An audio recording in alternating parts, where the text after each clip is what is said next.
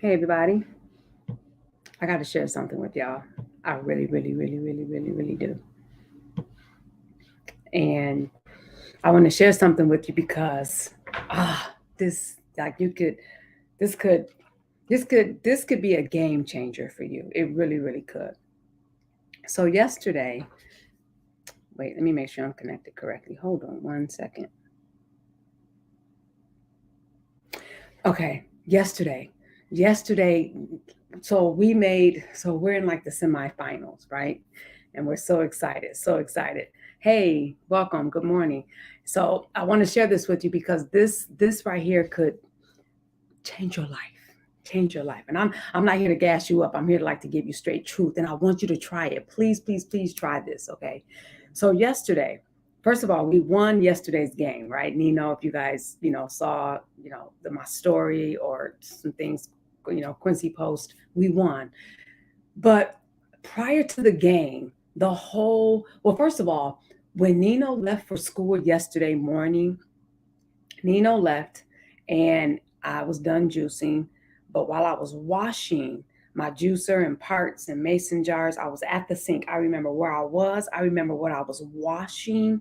And I remember what I got like in my spirit. I remember it was like, tell Nino his word today is supernatural. Supernatural. And like I have the text to prove you guys, but I had to really come and express this to you. So while I got that like deep within my spirit, like tell Nino his word today is supernatural. I'm like, okay, cool. I'm gonna tell him supernatural. So I text him, and listen, this is so good because this could really, really, oh my gosh, this could revolutionize your life as well if you just start implementing this. Here's what I texted him yesterday. I said, it was at it was at 8:41, and I said, "Your word for today is supernatural." I just got that in my spirit. He said, "What you mean exactly?" He wanted me to break it down for him, right? I said, "I see God using you in a very supernatural way, not in your natural ability." I said, "It's more of a spiritual confidence in playing and leading your team, something you've never done before outside of the regular norm, effortlessly moving in your talent with such boldness and extreme certainty. And that's only if and when you keep your mind stayed on Him and keep telling yourself, greater is He that's in you than your opponents." I said, "That's what I mean about supernatural, your ability to move past your natural gift, but more spiritually guided and confidence in action." He said, "Okay, Ma, I got it now. Thank you. I'm on it." I said, "Stay focused." He said, "I will." Right? That right there is what I sent him. Oh, you can see it right there. And that was at 8:41 yesterday. By the time he came home, he said all day in school. Actually, in the morning, I sent him some meditations, some things that I confess every single day. Every day. The power of focus starts with yourself. The power of focus starts with your day. Actually, you starting the day, you selling yourself first. I am the first person I sell every single day. Okay. I don't care what I do in business, I sell myself first. So I sent him some affirmations. I said, "This is what I want you to think on, meditate on these." I said, "You got to see it. You got to see it. This is the power of visualization. This is the power of focus." And so he's like, "No, I got it. I'm locked in. I'm locked in." Well, here's my point. In the fourth quarter, we were down 7 points. I've never, ever, ever lost the faith. Never. I kept saying to myself, it like in my mind, and I was even saying it out loud. I wish it was a camera because you would have saw my lips moving, saying supernatural, supernatural. I'm like, but I don't get it. Okay, but okay, it looked like we're about to lose. It's like, 3 minutes left. I still didn't think anything. At that moment, I started thinking, you know what? This is the time where if it's supernatural, what does supernatural mean? That don't mean we're going to be up 15, 20 points. It got to be supernatural, right? So I'm like, supernatural, supernatural. And I kept saying supernatural, supernatural. And I'm watching, I'm like, okay, how this going to pan out? Never once did I think, not one time did I think we were going to lose that game. Honest to goodness. Primo, you okay, honey? I was extremely confident that whole time. I just didn't know how it was going to pan out. So we 7 down, got a 3 point, we down by 4.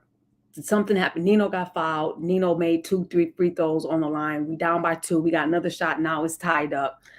Long story short, if you watch the game or replay, whatever, we end up taking the game at the buzzer, like literally at the buzzer, winning by 2.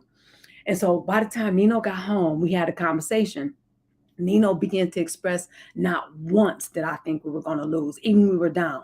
He said when he was the coach had him out for a minute, he said he saw the energy on the court. Then he was like, Coach, come on, I gotta the morale. I see something going on. I gotta get in there. He came and told us some things he said to his players, and he was like, watch your face, get it together. And he started explaining what he was saying to his players. He told me what he saw.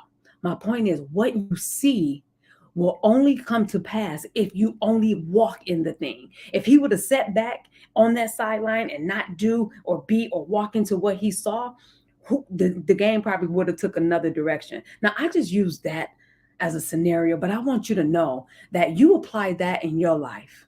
Apply it wherever you see things aren't happening. Do you give up?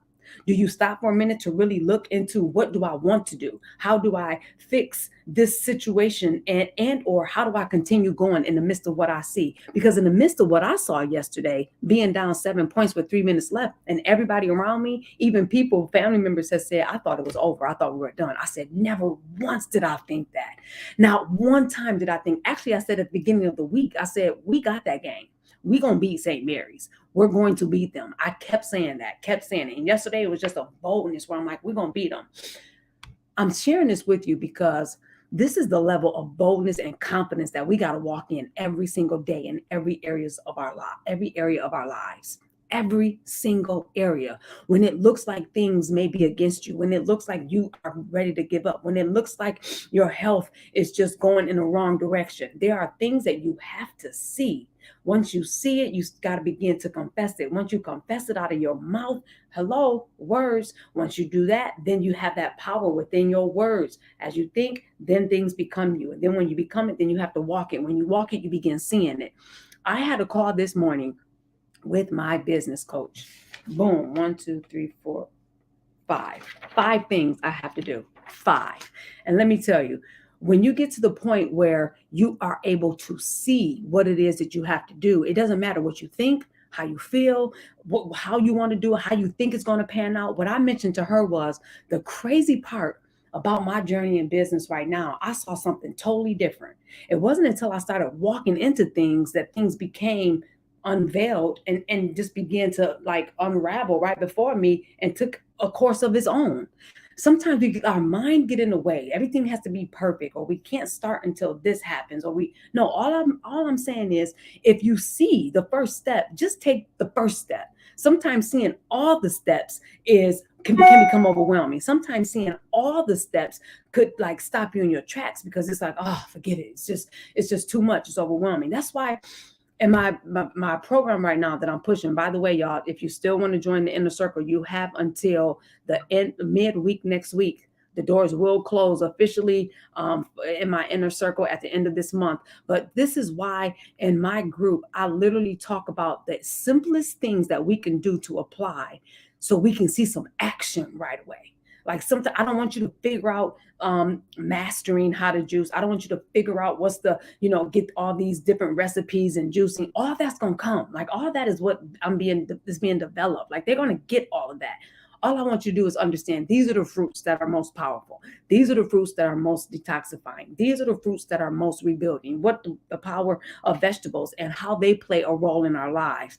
If you just start applying just nuggets, forget trying to see results. We've been here because of years of what we've done, and it's going to take us some time to undo and unlearn some behaviors, okay? And the most powerful thing we can do is unlearn some things to be able to relearn some things. So all I'm saying is right now, don't overthink the process. The power of focus and visualization will change your life. So see it first. Look at your condition, accept where you are, no matter how you feel. Ain't nobody talking about nobody's feelings right now. Let's accept where you are. And once you accept it, you're able to take one step at a time to start applying something different.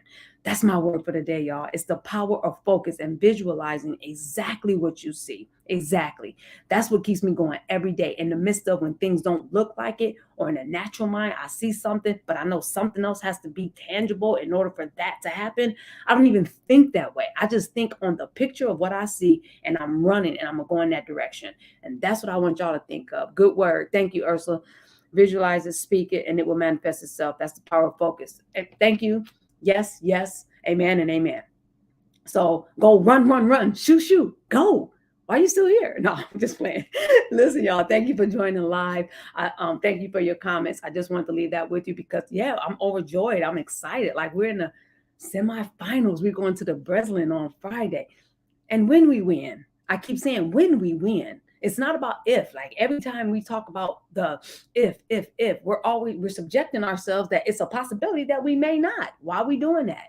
If we don't win, the ultimate goal is to give it our best, but never put our words like if. And I'm only using this to talk about it as I'm trying to explain right now. So when we win on Friday and then go to the championship on Saturday, like, I'm excited. And then whatever ends up happening, no matter what we want or don't want, I always rest to know this is what's supposed to happen. And that's where my peace comes at the end of everything that we do. When you tell yourself, this is exactly what was supposed to happen. And sometimes we want, and we don't understand. Sometimes what we want is really it's not what was supposed to happen.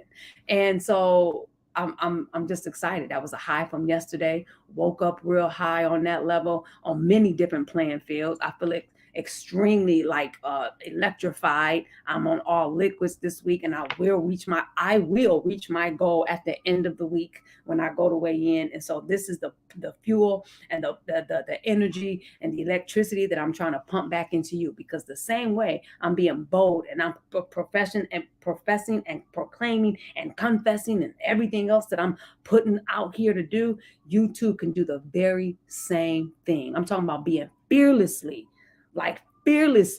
unashamed of what it is you want to do, unapologetic about what it is that I know I want to do and what I want to accomplish.